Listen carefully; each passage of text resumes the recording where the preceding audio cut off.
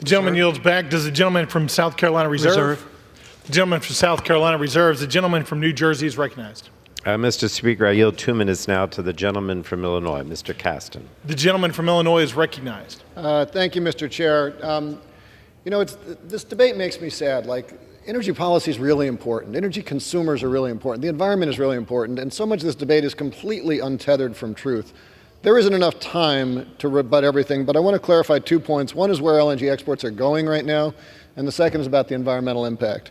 It is true today that the majority of U.S. LNG exports, the largest volume, is going to Europe.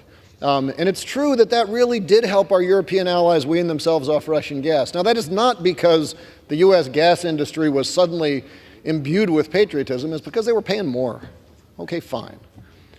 But all of the additional exports we're talking about, they're contracted out right now. They're going to Asia. So this is not a question right now about helping Europe. This is a question about, will they make more money going to Asia? Now, why are they going to go to Asia? Well, that brings to the second point. There's this assertion that LNG is inherently clean because it displaces coal. Well, let's be clear. No one buys natural gas so that it will be more expensive for them to make energy. It will displace coal if it's cheaper than coal.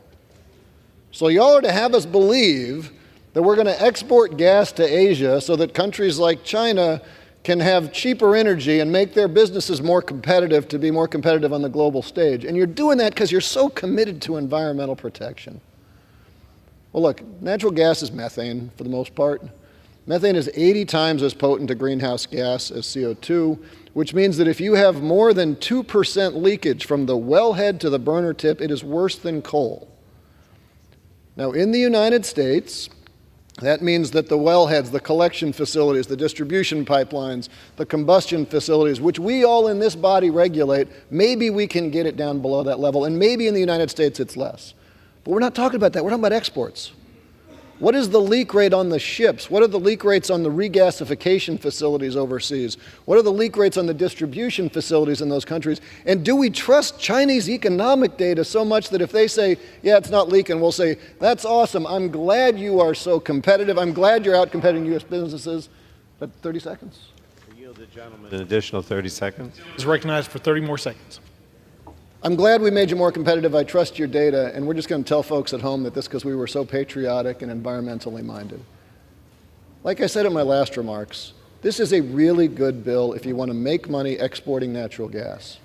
It's not a good bill for anybody else. And let's just be honest with the American people about this. I yield back. The gentleman